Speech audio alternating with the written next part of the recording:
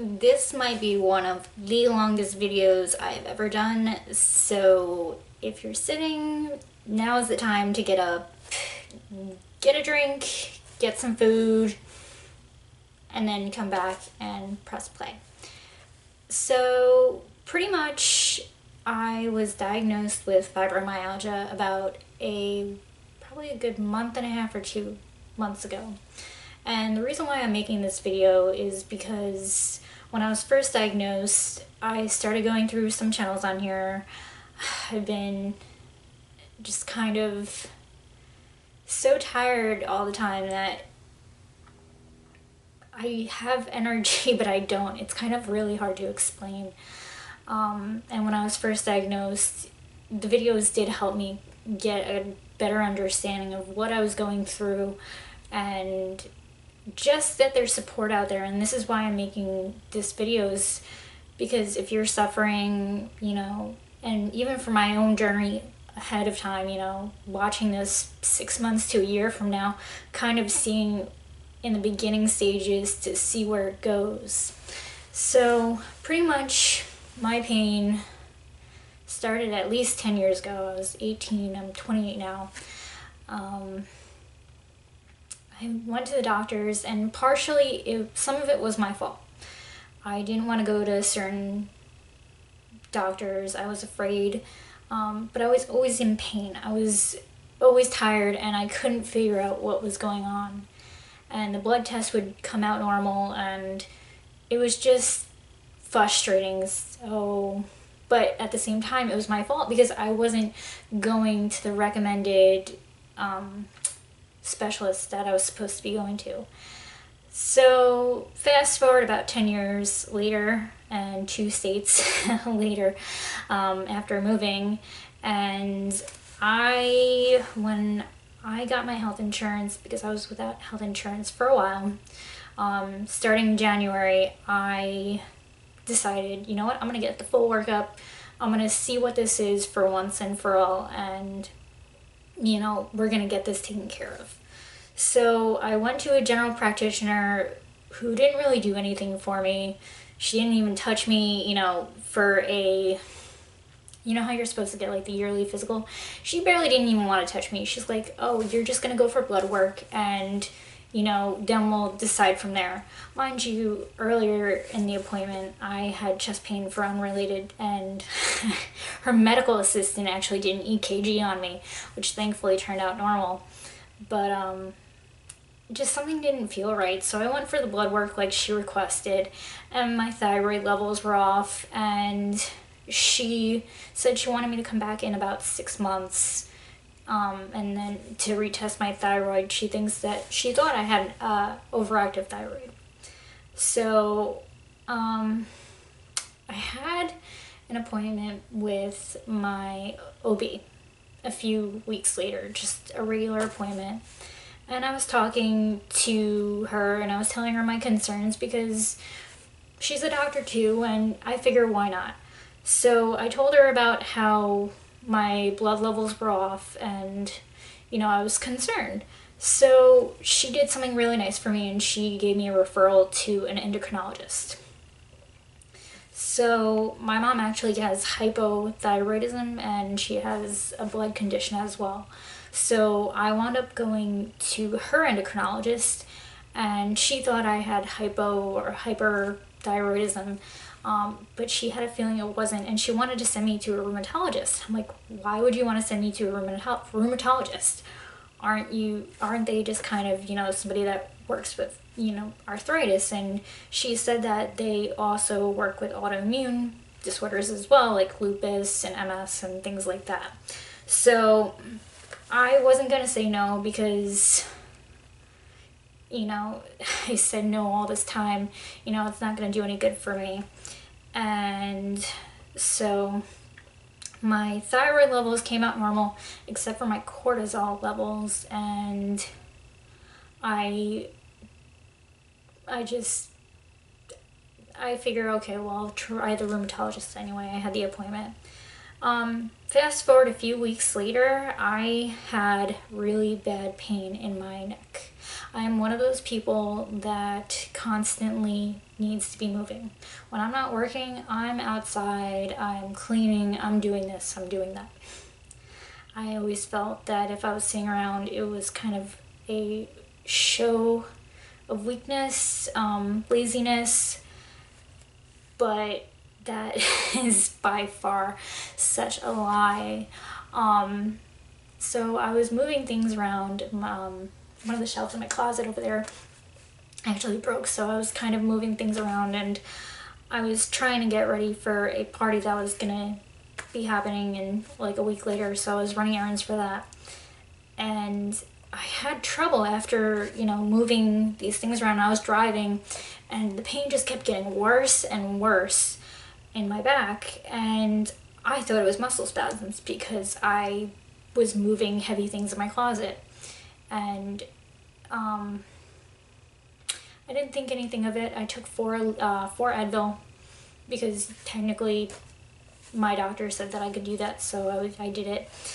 I was able to take it 4 Advil every 4 hours. So the next day I couldn't move my chin. If I moved my chin lower, I would get dizzy, and the pain was just agonizing. And that was a main concern because I've had back spasms before, and I could deal with the pain, but this was concerning. So my doctor was closed, so this was a Saturday.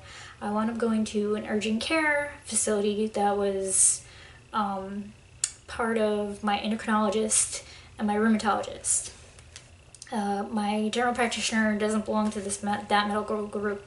So pretty much I went in, and she diagnosed me with muscle spasms, but she took an x-ray of my back as well. She saw that I was going to the rheumatologist, and she didn't want to prescribe me any steroids because I would have to go for blood work anyways, since I was going to go a few weeks later, and she didn't want the steroids to mess with the blood work. So she prescribed me Roboxin, and I didn't think anything of it because I didn't expect them to find anything. So the Roboxin really didn't work very much. I was using hot and cold patches or whatever they are. But I figured, you know what, it's just probably the Roboxin wasn't strong enough. But it was getting better, but I could deal with the pain, so whatever. So I get a phone call from the doctor on a Monday, and I didn't think anything of it. I just kind of ignored it because I was working and I forgot about it, and I figured, okay, they're gonna tell me that with the x-ray that they didn't find anything, which is something I'm used to being told. They're not finding anything. And so they called me again on Wednesday when I just got out of work, and I was like, okay. So I spoke to the nurse, and they diagnosed me with mild arthritis. I'm 28 years old. It's weird that I have mild arthritis, but so that was a blow. But they also recommended physical therapy, so I went to the physical therapist to show face. And also because the pain was still there, and maybe there was a stretch that I could do to kind of avoid this pain and, later on. Because I know once you get arthritis, it only gets worse from there. And mild arthritis to me feels, they call it mild. If it gets worse, I can't even imagine. So anyways, let's fast forward. So I go to the physical therapist who's part of this medical clinic thing, group, whatever. So she knows exactly who my rheumatologist is, and she said that I either have rheumatoid arthritis or fibromyalgia with all my conditions. And so she knew the doctor, and she kind of gave me an idea of his personality. The doctor is kind of he has a reputation for being a little pompous. So I was grateful I got to have the heads up on that. So fast forward a week or two later, I go to the rheumatologist, and right away he diagnosed me right off the bat as fibro. I don't have any signs of rheumatoid arthritis. I can't talk. He tested me out. He asked me about symptoms and things in general, and I did my own research when it came to fibro, and I always thought it was more psychosomatic, so I was really hoping for rheumatoid arthritis. But even though this doctor has the personality he does, you know, sometimes they're all high and mighty, and, you know, sometimes they think you're crazy, you know, because that's the worst. You don't want a doctor to think you're crazy when you have all this pain going on. He actually had another patient in similar circumstances as me, so I was able to believe him and trust him and understand that. I also put him in his place for being a little pompous, so that kind of gave him a little bit of a respect matter on that part. So because I was actually gonna walk out with his mannerisms, but he's been really great. He originally prescribed me Cymbalta, but the Cymbalta did not work at all. I used to run, I used to go to the gym.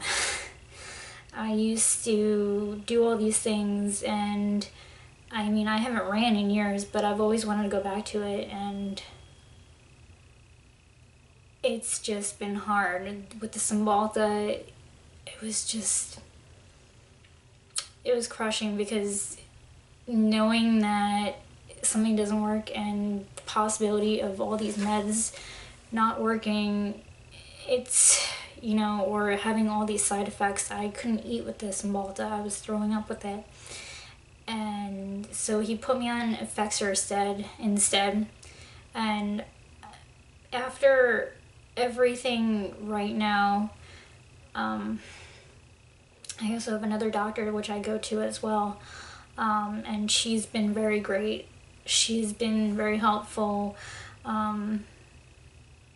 I was diagnosed with post-traumatic stress disorder as well, and I have the arthritis, and I have the fibromyalgia, so I know I'm a little bit all over the place. I'm just trying to get my graspings, because I've been sitting here for such a long time. And this is real me, not me being fake in any form. The last few weeks have been really hard, because I'm so young, and it's scary to think where and how my life will be. But the medication doesn't help with the arthritis pain, but I used to have really bad trouble sleeping, so it's been helping me with that somewhat. My best friend's mother has fibromyalgia as well, so having somebody understand that. And my parents, they're a little bit old school, where, you know, everybody has pain, but they see where I'm coming from now, and it's not like I used to be able to, you know, go out and run errands for 6 hours and then clean the house like I used to. I have to take it a little bit more easier. My memory is shot, and especially with the Effexor, I do notice that I have trouble. So I actually do need a planner to write everything down. Just, you know, I can't remember what I ate for dinner last night. Or what I did yesterday. It's just, my short-term memory is bad, but I make it work. And some days are harder than others, but you just have to keep being positive, and this is why I'm doing YouTube again, because it makes me happy and it helps me get out of bed, and I'm grateful for you guys. I'm grateful in life, and it's gonna be hard, but if I can get out of bed in the morning, if I can move my neck, then that's gonna be something to be grateful for. You just gotta be grateful for the small things. So that was pretty much my story for now. I keep saying just just trying to think of anything else I have to tell you. Since I'm not as busy as I am or I was used to, I'm